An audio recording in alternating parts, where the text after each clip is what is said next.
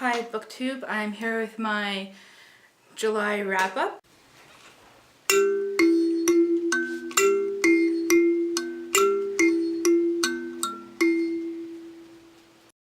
Due to multiple bookcases in multiple locations, I don't actually have the books I've read in July with me. I read S, which is a interesting book. I really like and appreciate what J.J. Abrams and Doug Dorst were trying to accomplish with it. However, it wasn't exactly as scholarly as I thought it would be. It kind of devolved into personal drama. The actual story, The Ship of Theseus, is actually very good. Okay, I just finished actually reading The Great Gatsby. I can't believe I haven't read this before now. It is beautiful. That's just it. F. Scott Fitzgerald is a beautiful writer. I think that book is going down as my favorite book for this month. I started Shatter Me, but I didn't finish it. I will pick it up some other time.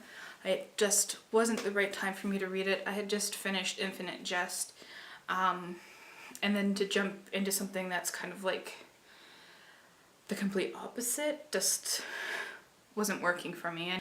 Then I read The Name of the Wind, which surprised me. I loved that book. It's by Patrick Rothfuss. It's the first in the Kingkiller Chronicles. I gave it 4.5 stars out of 5. Then I read all issues of Y: The Last Man. I bought the first 2 volumes, and then I downloaded all of them, and I just sped read them. Speed read? Sped read? What is the plural of speed reading? And the artwork is fantastic. Brian K. Vaughan and Pia Guerra, who's Canadian, by the way, are a phenomenal team. The artwork was gorgeous, the story was engaging, you actually cared about characters, and I will definitely do a review, and you should definitely pick up Y: The Last Man. It's amazing. I read Dog Blood also this month, which is the second book in the Hater trilogy by David Moody. It is kind of a spin on the zombie stories. I was going to do a review, but then I realized I haven't done a review for the first book, so I'm just going to wait until I've read all 3 and then just do a series review. But just quickly my thoughts, it's really good story. I mean, you kind of get the perspective of the zombie.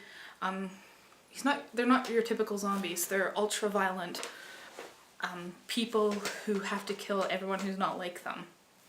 But they're intelligent and organized, and, you know, they're like humans in every other way besides their need to kill people.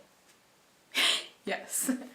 And lastly, I read a unexpected book that wasn't on my TBR, and this was Dress Your Family in Corduroy and Denim by David Sedaris. It's a collection of personal essays. It was a recent book that I bought, and I've heard a lot about David Sedaris, and I have other books by him, and this one was just lying there on the table, and I just thought, I'll just read a few stories, and then I read the whole book in 2 days. My favorite story is actually one that I encountered before, but this was before I even knew about David Sedaris, and I didn't realize it was about him until I reread it. It's called Let It Snow, and I think you'll get a good taste of his writing if you read just that story. It's very short, very brief, but a lot happens. Yes.